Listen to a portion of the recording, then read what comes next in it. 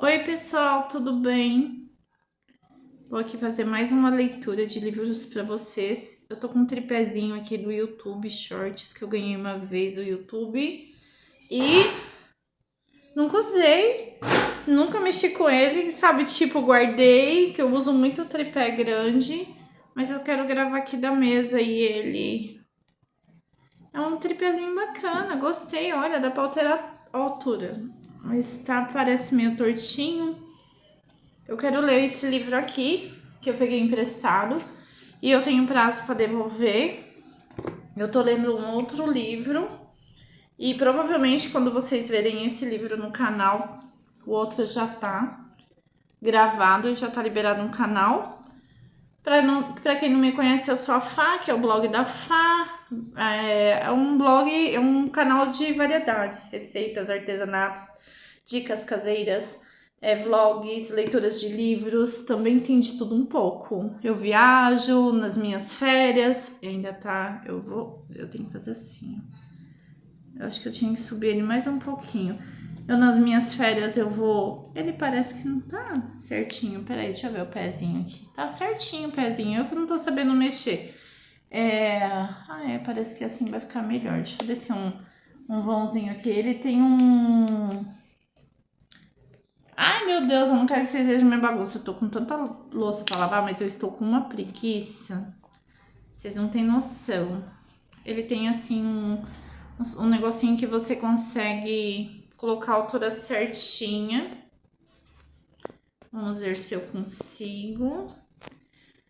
Os livros estão entrando segunda, quarta, sexta e domingo. Se você quiser o livro já completinho, já tá em membros. Então, dá uma olhadinha lá na aba comunidade. Eu tinha lido uma parte, vou ler de novo. Eu tava lendo no meu serviço, mas eu coloquei o celular de uma maneira que ficou a gravação toda gelada. O livro, acho que é da Maria Callas, se eu não me engano, o quarto episódio, ficou todinho geladinho. E eu gravei 1 hora de vídeo e vai ficar daquele jeito mesmo. Acabou ficando daquele jeito mesmo, porque teve uma atualização no meu celular, aí bugou tudo. E eu não consegui virar o vídeo. Falei, vai ficar daquele jeito mesmo. Fazer o quê? Mas para escutar, põe um fonezinho de ouvido e bora lá. Livro Maria Bonita, Sexo, Violência e Mulheres no Cangaço, de Adriana Negreiros. Outra coisa, tudo vai estar com essa capinha. E aqui embaixo na descrição vai estar escrito as páginas pra gente não se perder, tá bom? E os livros estarão assim, vídeo 1, 2, 3, 4, 5 também, para vocês não se perderem. Vai na aba aqui em cima do meu canal do YouTube, tá em podcast, separadinho os livros. Eu tô gostando, eu gosto de ler livro assim, de verídico. Eu tenho um monte, gente. Eu tenho uns fictícios também. Tá guardadinho ali pra ler pra vocês. Adriana Negreiros. Bora lá. Me chamou atenção esse livro, né? O que eu tenho a visão? Não me xinguem, tá? Quem defende aí, não me xinguem, mas Maria Bonita, aquela mulher brava, eu que mando, vocês estão ferrados, vou acabar com a vida de vocês, né? E o pouquinho que eu li aqui não estou defendendo também, eu não sei, eu quero ler, quero entender. Andou com um cara que não é bom? Sim, né? Mas as primeiras folhas que eu li, você entende que a mulher tava ali pra servir ao marido, né? É fogo. Vamos lá. Não é a época de hoje, né? É o que... Vamos lá, deixa eu ficar quietinha aqui, que senão eu vou acabar entrando numa discussão que... Não, melhor não, ficar quietinha. Vou dando meus pitacos, minhas opiniões, conforme eu vou lendo livros, minhas reações. Deixa eu colocar vocês aqui um pouco mais no meio. Eu sempre olho pra cá pra frente, mas tá do lado esquerdo a câmera. É pecado contra a Patrícia... Oi, Patrícia. É pecado contra a pátria endeusar Maria Bonita. Trecho do relatório... Ó, tá vendo? É pecado contra a pátria endeusar Maria Bonita.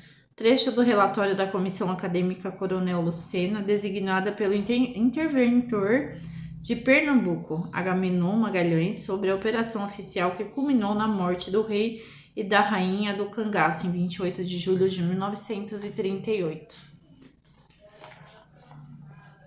Não estou endeusando. Não vou ler o sumário, eu vou lendo conforme vai aparecendo os capítulos. Vamos lá. Prólogo. Salve Maria Bonita, Maria do Capitão, mulher forte e destemida que viveu sua paixão. A estradinha de areia vermelha que, depois de 14 quilômetros, entrega o visitante na casa onde Maria Bonita nasceu e cresceu, em Malhada da Caiçara, na Bahia. É ladeada por 3 espécies de cactos típicos da Caatinga: mandacaru, facheiro e xique-xique. A Serra do Umbuzeiro, formação rochosa que visita de longe, parece um vulcão. Aparece e desaparece da paisagem sinuosa, verde em períodos chuvosos, e algo entre o cinza e o amarelo queimado se a seca é braba. Eu vou dar umas gaguejadas aí no começo, mas a gente vai se adaptando. A habitação marrom de paredes de pau a pique é protegida por uma cerca baixa de madeira com portão trancado a cadeado. Uma placa de ferro com sinais de oxidação anuncia que ali funciona um museu. Outra de bronze informa a restauração do espaço em 2006 pela Prefeitura de Paulo Afonso, cujo centro fica a 38 quilômetros de distância. Nossa! Apesar das placas, pode-se cogitar a primeira visita se aquele é o endereço certo. Nos arredores, um bar com as portas fechadas, onde uma mesa de bilhar jaz o terraço. Tá morta ali, né? Ai, meu Deus. É o único indício de presença humana por ali. No entanto, alguma perseverança, traduzida em gritos, leva até a entrada da casa um jovem imberbe que costuma ficar com a chave do museu. Nossa, imagina, né? Quando esse livro foi escrito, pra gente entender... Ai, eu não li essas capinhas aqui em volta, eu costumo ler. 2018, não faz tanto tempo assim.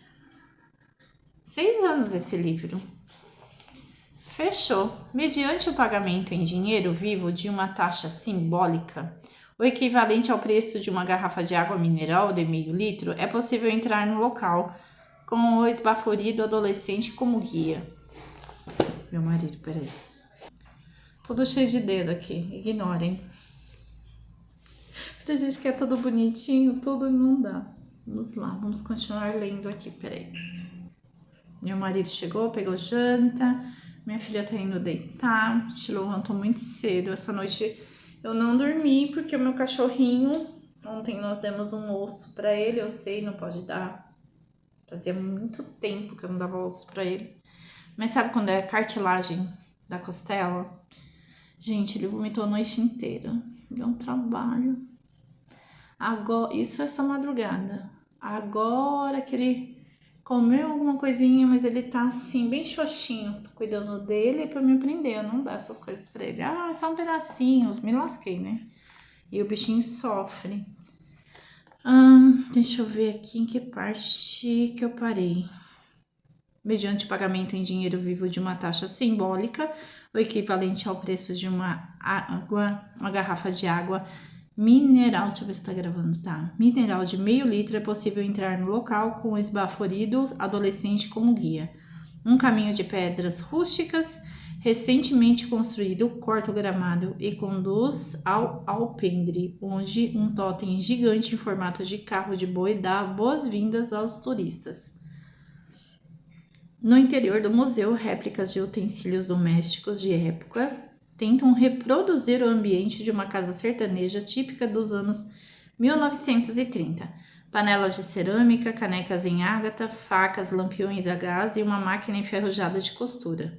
O adolescente informa que nada ali pertenceu de fato a Maria Bonita, com exceção de um banco de madeira onde ela teria passado tardes românticas namorando Virgulino Ferreira da Silva, vulgo Lampião.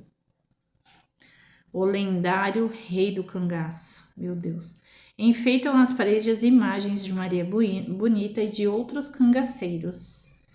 todas elas do fotógrafo sírio-libanês Benjamin Abraham, autor da façanha de filmar o grupo na intimidade em 1936. Sem o crédito de Abraham, as fotografias são identificadas em tiras de folha de caderno pautado coladas com fita adesiva, onde se lê em caligrafia sem capricho o nome dos integrantes da imagem. Uma parte aqui que eu li, que eu já tinha lido um pedaço, que é um bando enorme de gente. Porque na minha mente, a gente olhando aqui, a gente sem aprofundar no assunto, eu imaginava que era assim uma turminha assim de umas 10 pessoas. E não, um monte de mulher junto andando. Eu acho que, não sei que parte eu posso estar errada ali, que são 40 pessoas ou mais. Eu falei, imagina isso, imagina o inferno. Eu vejo as pessoas assim em alguma assim, sabe quando posta no Instagram algum assunto falando? E as pessoas, eu lembro do meu avô falar, eu lembro do meu pai falar, e nossa, as coisas que viviam na época deles, e que tristeza. É fogo, né? Bora lá. Me perdi. A despeito da precariedade, o Museu Casa de Maria Bonita é um dos pontos altos de quem visita a cidade de Paulo Afonso, município ao qual hoje pertence a Malhada da Caiçara. Acho que me chamaram. Eu pedi pro meu marido colocar o fone de ouvido pra ver TV, porque não tem porta aqui na sala, né? Sabe aquelas casas que não tem porta, que uns anos atrás foi chique arrancar a porta? Ai, que raiva que eu tenho disso. Vocês não sabem como. Deixo de gravar muito vídeo, porque vem o barulho da TV pra cá e acabam não gravando. Ainda vou botar uma porta ali. Hoje pertence Malhada da Caiçara. Em busca de informação a despeito da precariedade, o Museu de Casa de Maria Bonita é um dos pontos altos de quem visita a cidade de Paulo Afonso, município ao qual hoje pertence Malhada da Caiçara, em busca de informações sobre a cangaceira mais ilustre da história do Brasil. Outro destino obrigatório é a estátua em pedra talhada de Maria, na Praça das Mangueiras, no centro da cidade, do escultor José Faustino. No largo, transeuntes interrompem a caminhada para tirar selfies ao lado da figura idealizada da personagem, senho fechado, com ares de valentia, a despeito de Maria ter sido uma mulher risonha. Rifle posicionado na vertical diante do corpo, embora Maria só portasse armas de pequeno porte, e ao que conste nunca tenha dado um tiro. A forma como Paulo Afonso homenageia Maria Gomes de Oliveira, a Maria Bonita, é uma metáfora da maneira dúbia como ela entraria para a história. Por um lado, como se vivesse permanentemente à sombra do marido, despertou pouco interesse por parte de contadores da história do cangaço, fenômeno do banditismo rural que teve na figura de Lampião a sua mais famosa expressão. Os jornais dos anos 1930, apressados em narrar as crueldades e ações especulares do jaguar do Nordeste, não consideravam a existência de sua esposa digna de pauta. A memória da rainha do cangaço na imprensa da época é imprecisa, precária e fantasiosa. Esse obscurecimento não impediu que, por outro lado, Maria Bonita fosse ganhando áreas de mito depois de sua morte. A lacuna de informações sobre a vida não apenas dela, mas também dos outros cerca de 40 jovens do bando, bem como as entrevistas em que repórteres ávidos por boas manchetes estimulavam o espírito inventivo de suas fontes, notadamente ex-cangaceiros, contribuiu para que se criasse a fantasia de uma impetuosa guerreira, hábil amazona do sertão, uma Joana d'Arc da Caatinga. Perpetuou-se a falsa ideia de que no cangaço homens e mulheres tinham direitos iguais. Produziu-se um sem número de versões sobre sua existência brávia, disseminadas pela literatura de cordel, pelos livros e pela televisão. Essa versão romântica e justiceira de Maria Bonita, rapidamente apropriada pela indústria cultural, tornou-se um produto de fonte apelo comercial. Ai, gente, que absurdo. E expandiu seus limites para muito além das fronteiras do sertão.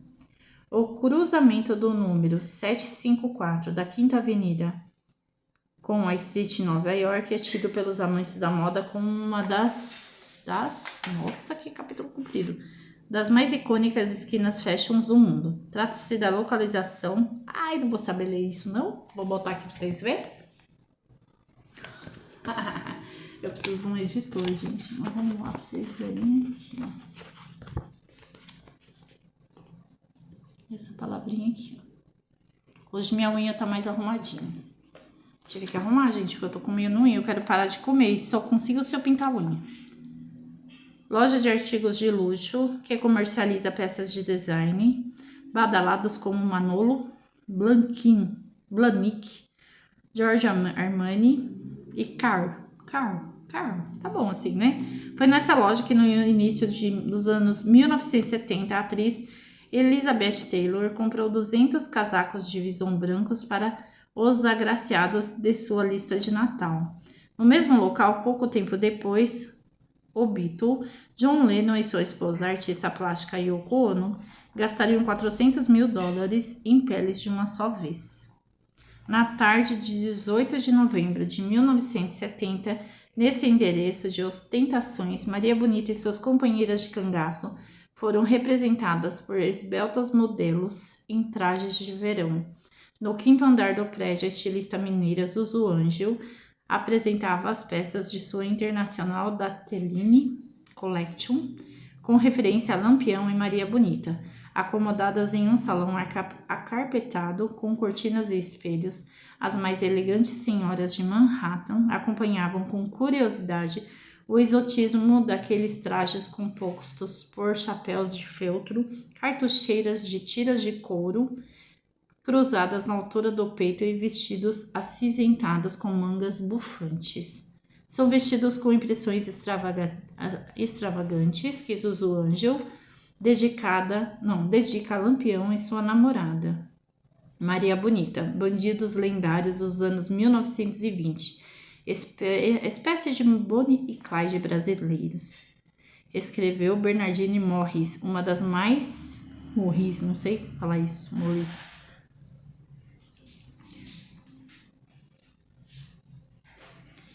Uma das mais conceituadas críticas de moda da história do New York Times. Bonnie e Clyde, renomado casal fora da lei que comandou uma quadrilha de assaltantes nos Estados Unidos nos anos 1930, década em que as mulheres entrariam no cangaço, ao contrário do que informou a jornalista americana. Seriam nos anos seguintes frequentemente comparados aos bandoleiros brasileiros. Na minissérie da TV Globo, Lampião e Maria Bonita de 1982, Nelson Xavier e Tânia Alves viveram um casal de cangaceiros, eu quero assistir, e transformaram sua vida de crimes em uma bela história de amor ao estilo dos salteadores americanos.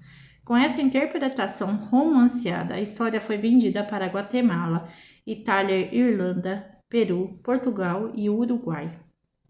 Em uma das cenas passada em uma aconchegante tenda de onde se ouve delicados sons de sanfona, o casal tergiversa, nunca ouvi essa palavra, enquanto se prepara para o amor, com pausas para longos beijos, sobre o sentido de enamoramento e existência do céu e do inferno e o destino que os aguarda. Quando a gente morrer, será que as pessoas vão se lembrar? Indaga a personagem de Tânia Alves. A partir da década de 1990, Maria Bonita passaria a ser lembrada com frequência, todo 8 de março, quando se comemora o Dia Internacional da Mulher. Em mais uma das inúmeras lendas que cercam sua figura, poetas populares e memorialistas estabeleceram que aquela seria a data de nascimento da cangaceira. Em O Espinho do Quipá, Lampião, a História, livro publicado em 1997, em coautoria com o pesquisador Antônio Almauri Corrêa de Araújo, a neta de Lampião e Maria Bonita, Vera Ferreira, ela é filha de Expedita Ferreira, única filha do casal, cravou a data de 8 de março de 1911. Desse modo, o aniversário da cangaceira soaria como uma predestinação.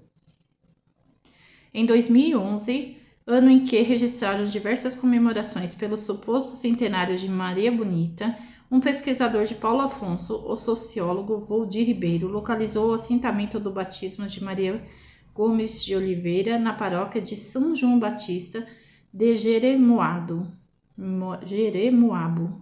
No documento consta a data do nascimento da criança, 17 de janeiro de 1910.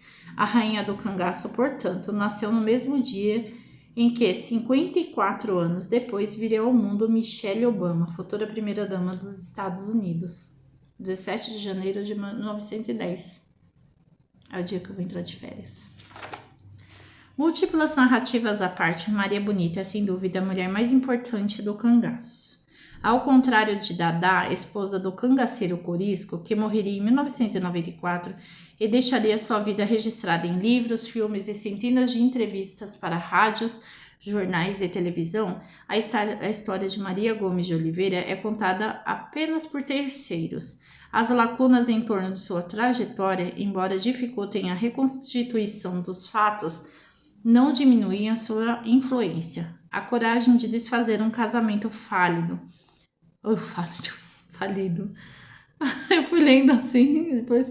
A coragem de desfazer um casamento falido para acompanhar o homem que se desejava e a disposição para enfrentar fome, sede e perseguição policial em nome de um grande amor inspiraram gerações de mulheres por décadas. Apesar de esconder o fato de que as cangaceiras eram submetidas a violências constantes na esfera doméstica e privada, embora vivessem ao ar livre do sertão, essa mitificação não diminui o caráter transgressor da figura de Maria Bonita. Aqueles eram os anos de 1930, e mulher decente não abandonava marido quando mais para fugir com cangaceiro. Maria Bonita virou nome de grife de moda, música, centenas de pousadas e restaurantes espalhados pelo Nordeste, salões de beleza, academias de ginástica, cerveja, pizza, assentamento rural, bandas de forró e coletivos feministas. Transformou-se em uma marca poderosa. No entanto, enquanto a mulher de Lampião viveu, a personagem nunca existiu. A cangaceira que teve a cabeça decepada em 28 de julho de 1938 era simplesmente Maria de Maria de Dea, uma jovem de 28 anos que morreu sem jamais saber que um dia seria conhecida como Maria Bonita. Não sabia disso.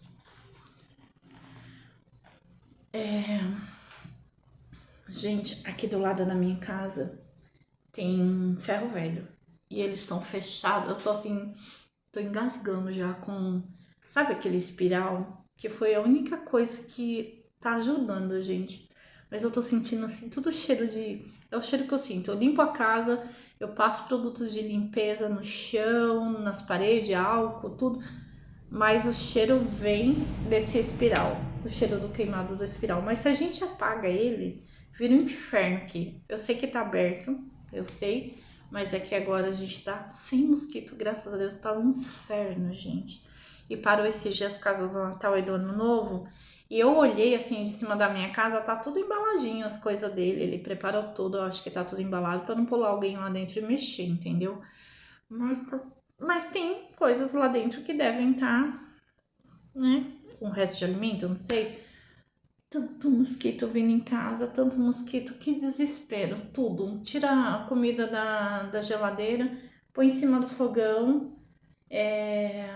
Tudo tem que ser muito bem tampado. A louça lavou, não secou na hora, tem que jogar um pano por cima, que tá uma loucura. De vez em quando eu vou parando, vou tomando um suco, uma água, por causa desse cheiro desse espiral. Ai, que incômodo, viu? Fazer o quê? É o que a gente tem pra hoje. Aqui, eu tô vendo uns risquinhos. Falei, o que é isso? É a porta aqui, ó, que tá aberta pra lavanderia. Mas a gente tem que abrir um pouco, porque não aguenta o calor. E eu não suporto o ventilador em cima de mim também. Ai, deixa eu colocar um pouquinho mais pra trás. Pintei meus cabelos, ó. Pintei. Fiquei com a testa roxa, fiquei. Pintei minha unha. Chama... que marca aquela? Eu sei que chama Doritos, eu adorei a cor. Página 17.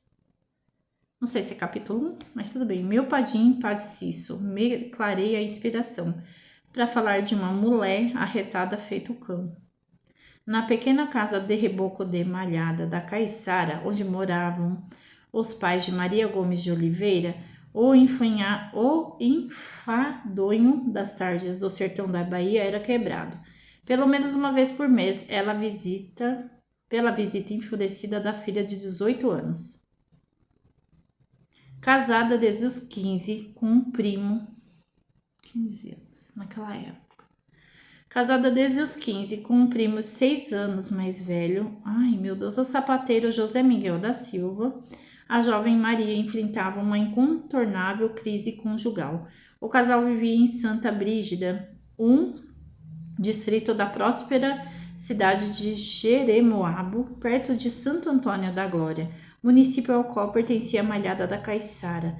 Ali o marido se dedicava a remendar bicos finos, tiras de alpercatas e salto altos. Consta que depois de largar o serviço, Zé de Neném, como era conhecido, raramente ia ao encontro da mulher. Ou seja, casa nova, numa época dessa. A pobreza devia ser, né, gente? Preferia se entregar aos prazeres da noite, especialmente aqueles ofertados nos disputados arrastapés santa brigidenses. Exímio dançarino encontrava facilidade para arregimentar parceiras para o forró e a esposa em casa. Tinha especial dom para conduzir uma dama, tomando-a pela cintura e gingando com desenvoltura ímpar. Neném podia não ser um homem afamado pela beleza, mas tinha distinção a julgar pela única fotografia sua que chegaria à posteridade. Em ocasiões, olha eu inventando palavra, em ocasiões especiais como um ensaio fotográfico, vestia-se com galhardia, camisa com colarinho inglês, blazer de abotoamento duplo, com o último botão aberto conforme as regras de elegância, e chapéu panamá com a aba ligeiramente caída sobre o rosto. Eu falei, pobreza, gente, mas eu não sei se era, né? Vai saber que esse homem tinha uma grana, esse neném. Neném também não era famoso por ser um galanteador discreto. Fazia pouca ou nenhuma questão de esconder suas aventuras extraconjugais. Em certa ocasião, a esposa teria feito um escândalo ao encontrar no bolso do marido um pente feminino, cuja proprietária seria uma famosa garota de Santa Brígida, na flor de seus 13 anos. Quando o caso era assim mais grave, Maria podia passar incontáveis noites longe de casa. Muitas vezes, depois de enfrentar a fúria do marido, que, aborrecido com os protestos da esposa, tentava-lhe calar com tapas e socos. O inferno. O pai de Maria Bonita, o agricultor José Gomes de Oliveira, conhecido como Zé de Felipe, não negava teto à filha, mas evitava dar muito cartaz a seus queixumes. Naquele crepúsculo da década de 1920, sobretudo no sertão, ciscar fora do terreiro era algo não apenas aceito, como praticamente esperado de um homem. Seu Zé Felipe sempre fizera gosto naquele relacionamento. Considerava Neném um genro promissor, homem com profissão definida, capacitado para dar segurança e sustento à família. Já a mãe, Maria Joaquina Conceição de Oliveira, ou Dona Derra, como todos na vizinhança a chamavam, tinha lá suas reservas de azé de neném. Aos olhos da sogra, além de assanhado, o rapaz era um frouxo, a ponto de certa vez ter pulado longe quando Maria, só de traquinagem, jogou uma cobra morta aos seus pés.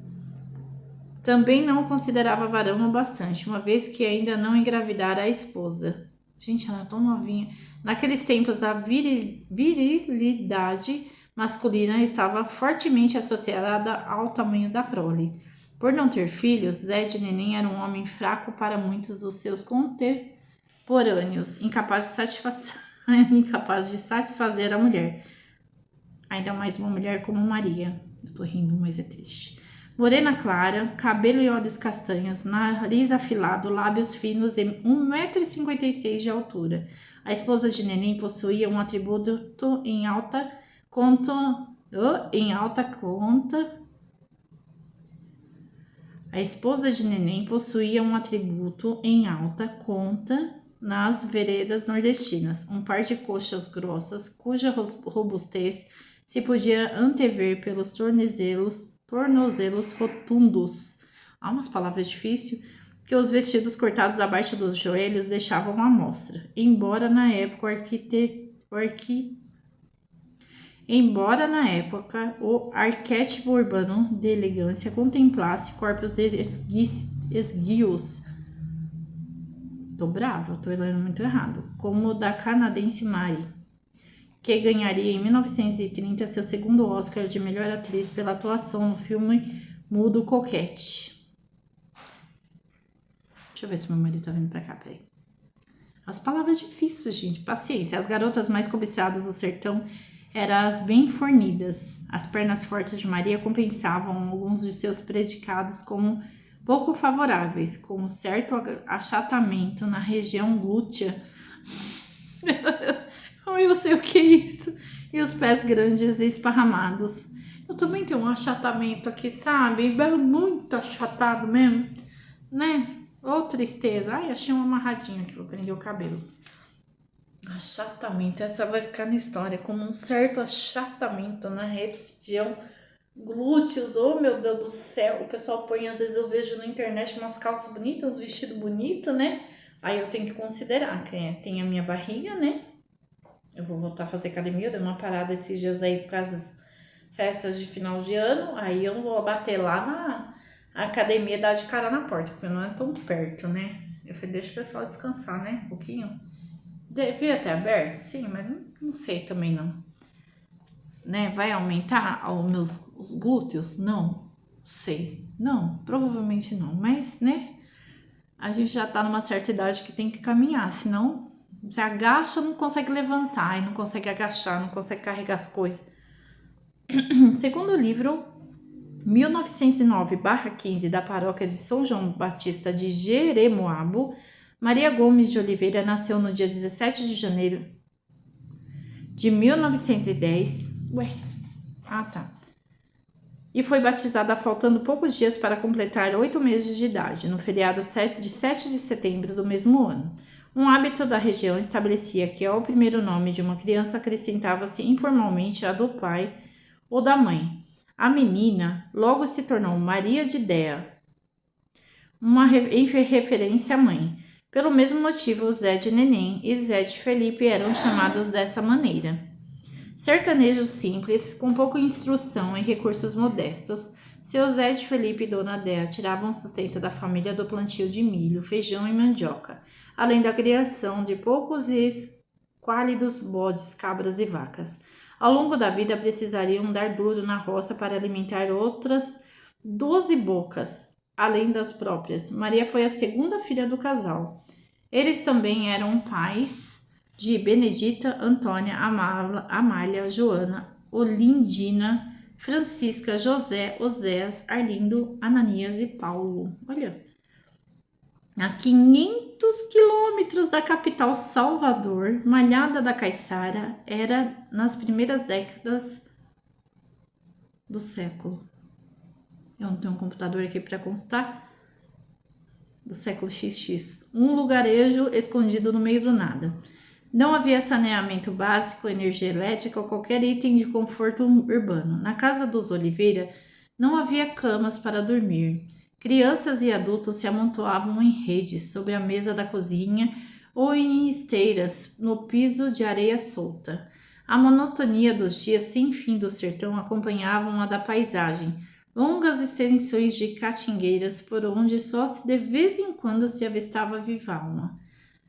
No exílio voluntário da casa dos pais, sempre que brigava com o marido, Maria mergulhava na rotina de seus tempos de solteira. Passava horas a bordar lenços com as irmãs e a prosear à sombra do umbuzeiro.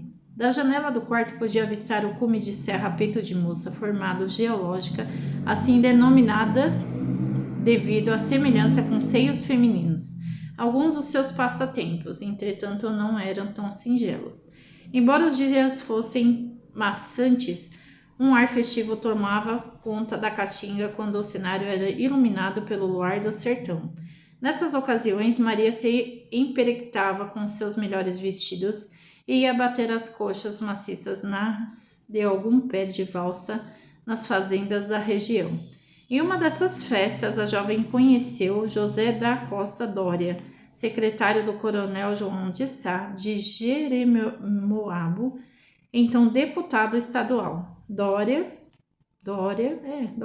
que repetiria a história inúmeras vezes para escritores e jornalistas, estava em Santo Antônio da Glória para participar da festa de casamento da filha do chefe político da cidade, Petronilo de Alcântara Reis, ou Coronel Petro, para os mais chegados, dono de um vistoso bigode. Eu vou verificando se eu tô gravando, vou dando minhas paradas aí, vou falando e não sai. Dono de um vistoso bigode de uma ostentosa protuberância abdominal. Ai, que situação. Petro se gabava de ser o fazendeiro mais rico do nordeste da Bahia, proprietário de 33 fazendas espalhadas em 6 municípios, gozava da amizade do futuro interventor do estado, Juraci Magalhães. Quando o visitava em Salvador, aproveitava para cumprimentar as messalinas das melhores casas de tolerância da cidade. E, embora houvesse estudado apenas o suficiente para aprender a ler, escrever e somar seus contos de réis, Petro tinha veleidades intelectuais. Gostava de salpicar em suas falas eruditas citações em latim, que aprendia com um dos seus melhores amigos, o Monsenhor Emílio de Moura Ferreira Santos, conhecido como Padre Santo. O religioso teve mais de um filho com a governanta da casa paroquial. Meu Deus. Coronel Petro, naturalmente, não economizou recursos para garantir um casório inesquecível à filha. Contrataram uma banda de músicos de Jeremoabo e espalhara convites para os amigos de Pernambuco, Alagoas e Sergipe. A cidade de Santo Antônio da Glória ficava estrategicamente situada próxima à fronteira entre os 3 estados. Como os convidados eram muitos, o coronel hospedou parte dos visitantes em fazendas vizinhas. Depois do festão de arromba, Petro decidiu acompanhar o secretário Dória, o deputado João Sá, a banda de músicos e uma dezena de outros homens proeminentes da cena pública local, dentre eles um tenente, um juiz de direito e um promotor, até Jeremoabo. No meio do caminho, já alta madrugada, resolveram pernoitar na casa de um conhecido João Sá. Ao ver aquele mudaréu de gente diante de si, o anfitrião considerou que para um novo baile só faltavam mais mulheres. Havia apenas 4 moças no local. Pediu licença, deixou a fazenda e voltou poucos minutos depois com 5 damas, dentre elas Maria de Déa. Na primeira oportunidade, Dória levou a esposa de Neném para o salão improvisado. Levantaram poeira a madrugada dentro e, ao amanhecer, todos sentaram à mesa para um faustoso café da manhã custeado pelo coronel Petro. Antes de voltar para a estrada com a comitiva, João Sá sacou do bolso uma pequena quantia de dinheiro e, a título de agradecimento pela diversão, dividiu-a entre as dançarinas. A impetuosidade de Maria de Déa dava margem a comentários maliciosos nos arredores da demalhada da Caiçara. Dizia-se a boca miúda que, embora indignada com as puladas de cerca de Zé de Neném, Maria não era a mais devotada das esposas. Segundo um dos boatos que corriam em Santa Brígida, ai meu Deus, já pensou? Na ausência de uma atuação mais vigorosa de Zé de Neném, cabia ao comerciante João Maria de Carvalho a tarefa de tentar apagar o fogo da mulher. Carvalho era filho do poderoso coronel Pedro Alexandre. Anos depois, o velho Pedro daria nome a um município da Bahia. No começo dos anos 1920, os ventos da chamada primeira onda feminista começavam a soprar nos grandes centros urbanos do Brasil, mas demorariam a chegar ao sertão nordestino. Maria de Déa era, portanto, em quaisquer circunstâncias, uma mulher de comportamento transgressor. De uma senhora casada, ainda que insatisfeita com o relacionamento, esperava-se nada além de cega obediência ao marido. Mesmo no Rio de Janeiro, onde fora fundada em 1922 a Federação Brasileira pelo Progresso Feminino, a subserviência A ausência de ambição e a dedicação à vida doméstica eram valores abertamente associados às mulheres. Toda a construção social gira em torno da mulher nas suas máximas expressões, esposa e mãe. Se o lar representa para o homem o remanso de repouso e de prazer na vida, é para a mulher a própria vida, dizia um anúncio da Associação de Crédito Hipotecário Lar Brasileiro, publicado nos jornais cariocas de 1926. A peça da associação procurava se valer de um recurso comum na publicidade: conquistar a mulher para influenciar as escolhas do homem. Confiai na iniciativa de vossa esposa. Limitai vossos gastos e entrega o fruto de vossas economias à companheira a quem compartilhais a vida. Conclamava a propaganda. Nas páginas dos jornais, as discussões sobre as reivindicações do incipiente movimento feminista suscitavam análises de articulistas e leitores.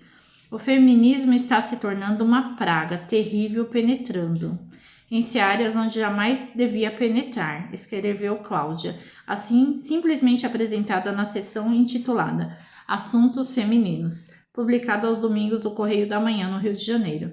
Deixa o homem a política, nela é preciso mentir, trair, enganar e muitas outras coisas, mas onde não poderás rivalizar com o sexo forte. Votar? Queres fazer o destino do país? Ilusão. Se nem ao nosso próprio destino nós podemos fazer, esbravejava Cláudia, concluindo com doçura sua colaboração na edição de 16 de setembro de 1928. Não preciso dizer-te qual a tua arma mais poderosa. Mulher, é o beijo. No ano anterior, 1927, a professora Celina Guimarães Viana havia se tornado a primeira mulher brasileira a se alistar para uma votação. O fato ocorrera na cidade de Potiguar de Mossoró, localizada a 280 quilômetros de Natal. Uma lei do estado do Rio Grande do Norte determinara que poderão votar a ser votados, sem distinção de sexos, todos os cidadãos que reunirem as condições exigidas por essa lei. Viana e mais 14 eleitoras moçoroenses escolheram seus candidatos a senador, mas ao chegar ao Senado, os votos seriam descartados, sob a justificativa de que a legislação federal ainda não previa a participação feminina em eleições. O pioneirismo legal permitia ao Rio Grande do Norte eleger em 1928 a primeira prefeita da América Latina, Luísa Alzira Soriano, de 32 anos, ganhou a disputa para a prefeitura da cidade. E aí? Posso ler? Não quero perder o raciocínio. Você vai derrubar meu celular? Ah, você quer sentar no livro. E aí?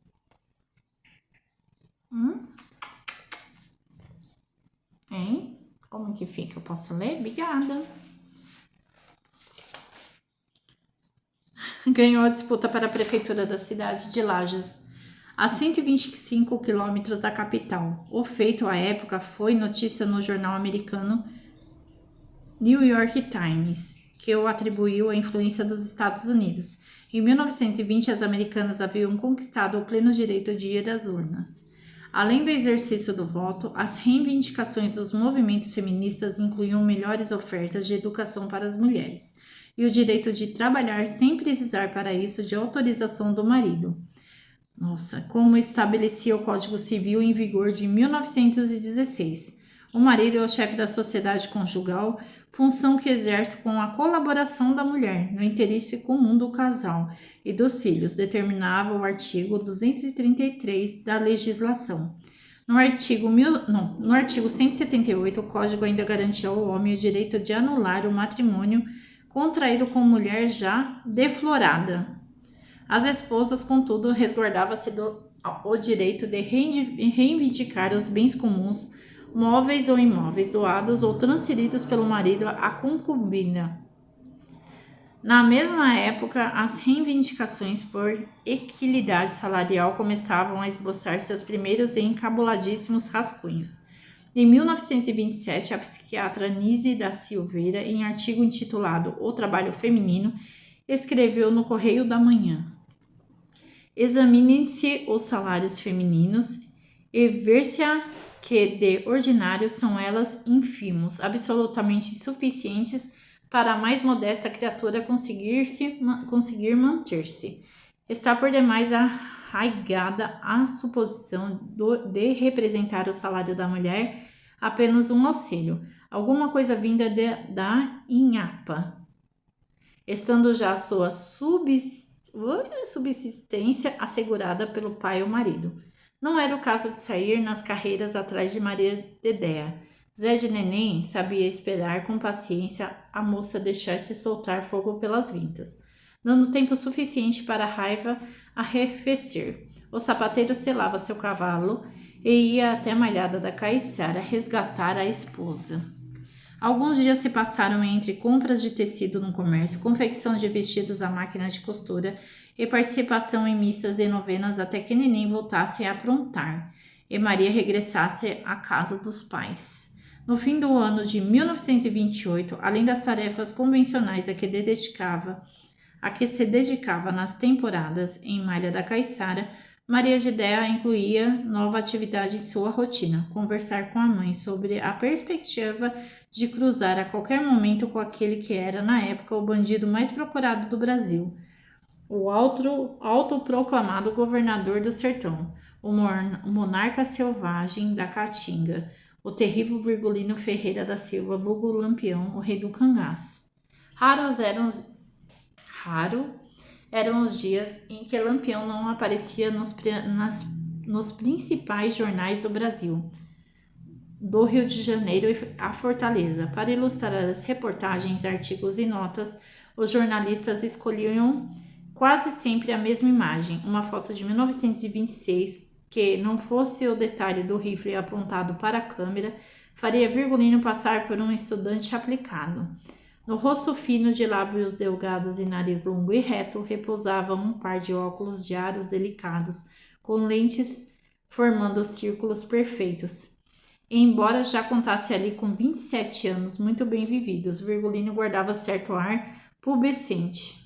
O registro fora feito pelo fotógrafo Lauro Cabral, no município cearense de Juazeiro do Norte. Peraí que tá vendo, gente.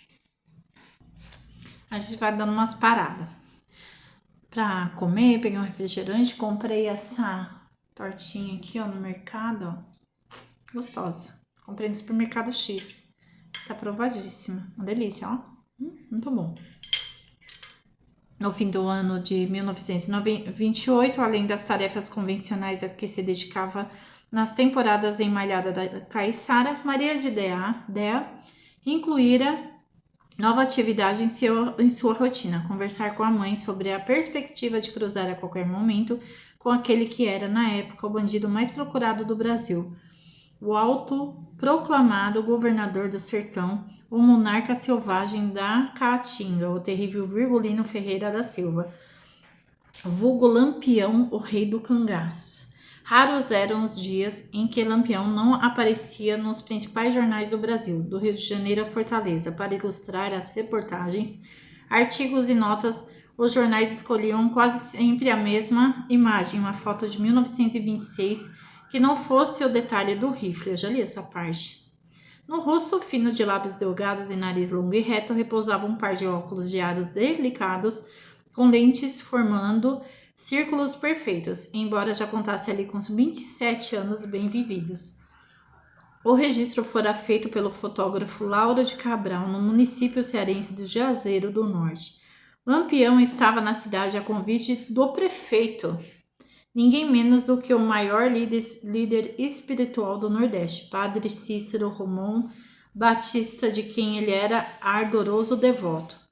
Padim Cícero rogara ao bandoleiro mais temido dos sertões que tomasse assento nos batalhões patrióticos, milícia composta por jagunços e cangaceiros com o objetivo de combater a coluna Prestes. Desde o ano anterior, o governo do presidente Arthur Bernardes mesmo sobrenome que o meu, vinha sendo driblado pelo grupo de tenentes que subiam o país desde o Rio Grande do Sul, protestando contra as deformidades da Primeira República e seu poder concentrado nas mãos das elites agrárias. Lampião também se safava da perseguição oficial desde muito antes, mas aquele não era o momento para a coerência. Como recompensa pela perseguição à força militar revolucionária liderada por Luiz Carlos Prestes, o bandoleiro receberia armamentos e uniformes exclusivos do exército. Olha só, não sabia dessas coisas. Também seria nomeado capitão.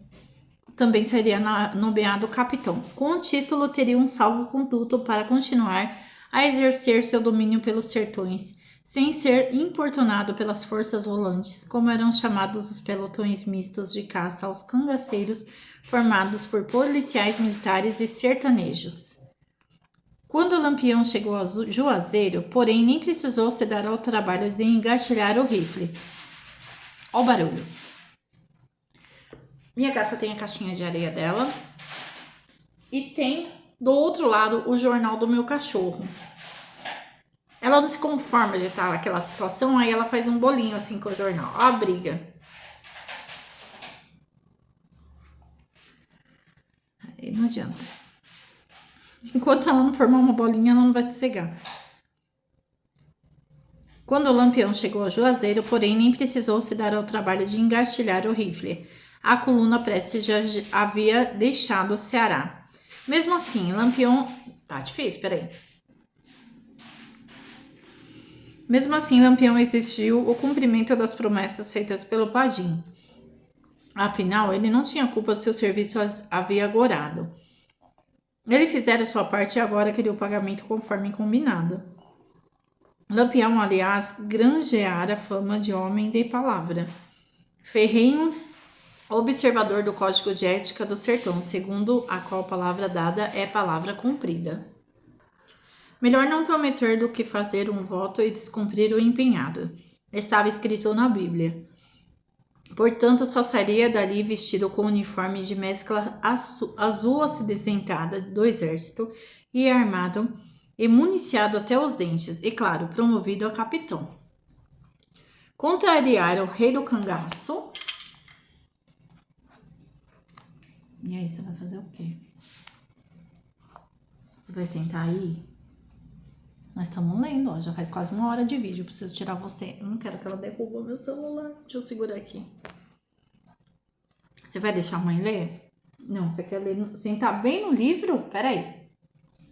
Contrariar o rei do cangaço não era recomendável nem mesmo a quem supostamente tinha canal direto com o Todo-Poderoso, de modo que Padre Cícero deu um jeito de fazer a vontade do homem.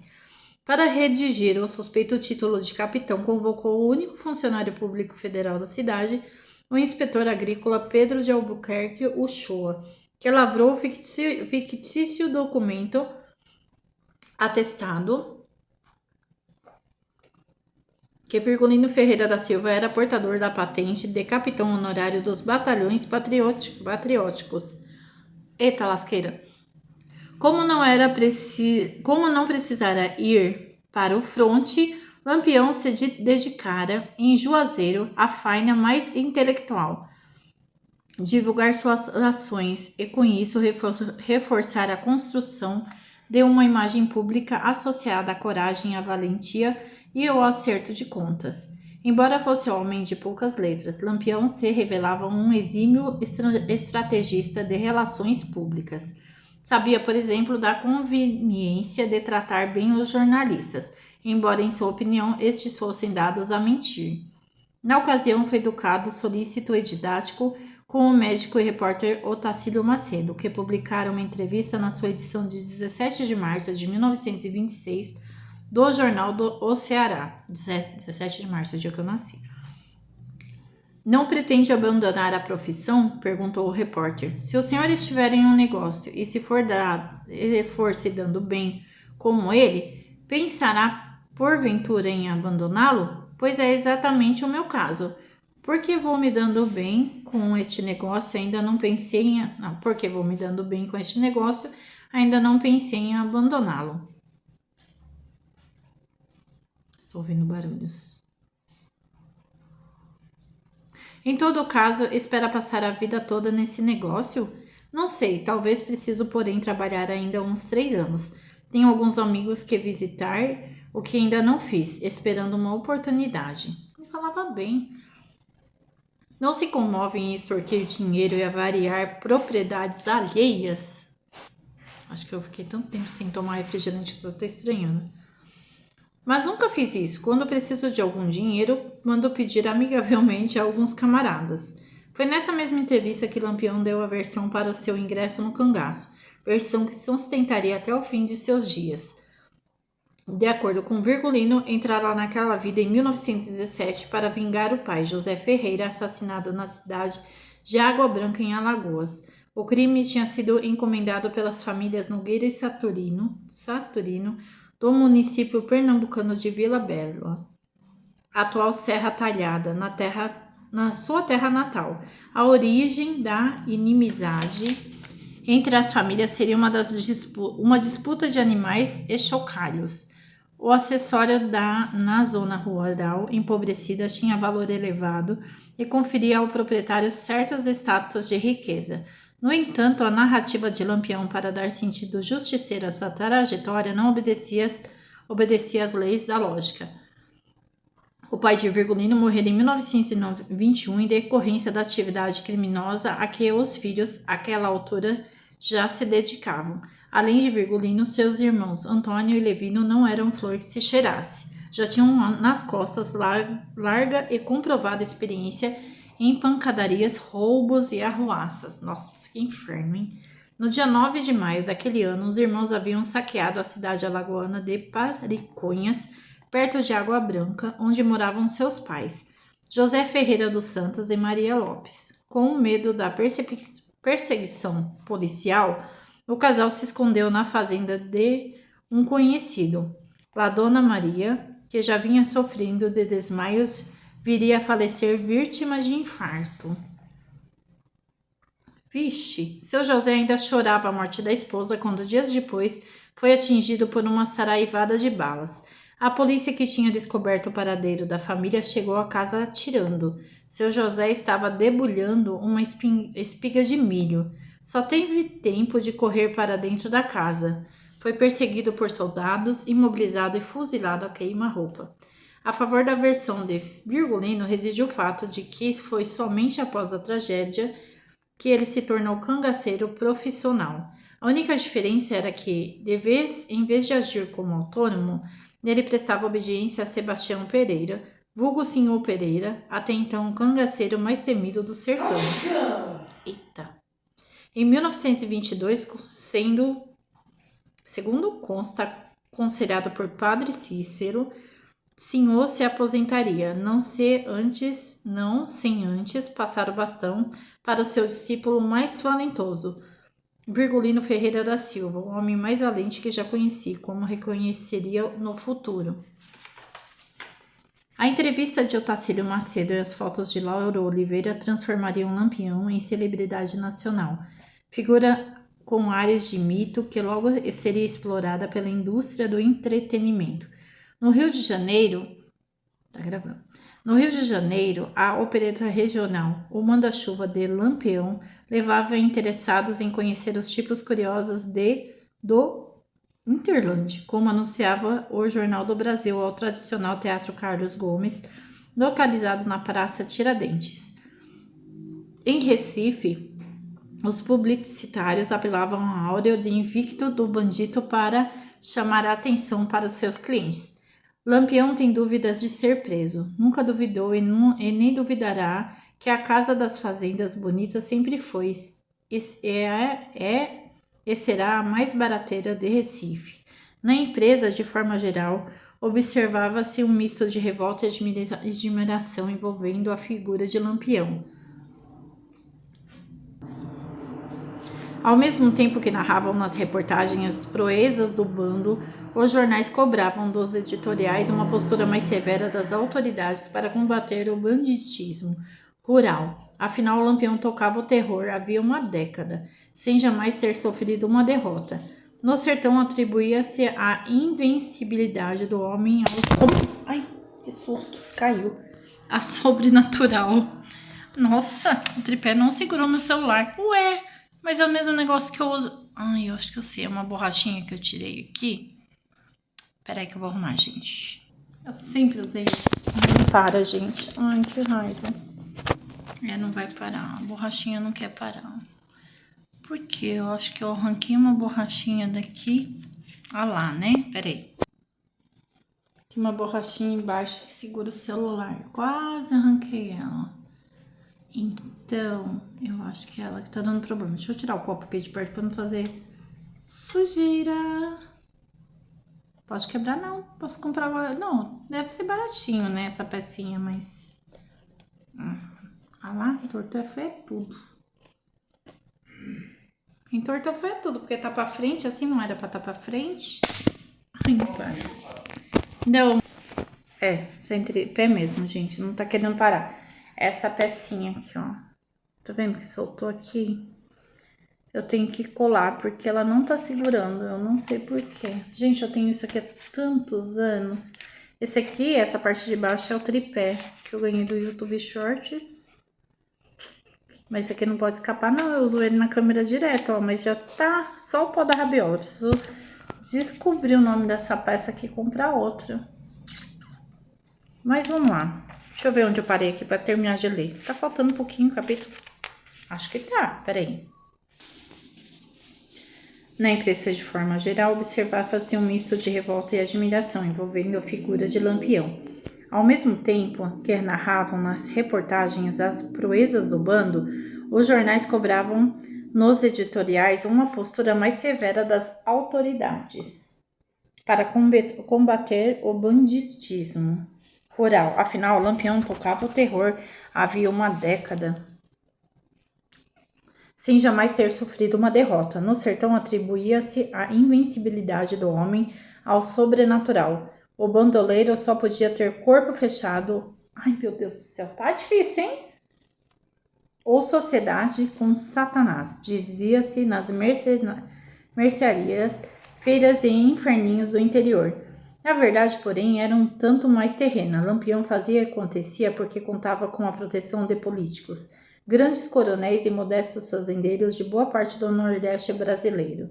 Em 1927, entretanto, Lampião sofreria o primeiro revés de sua brilhante carreira.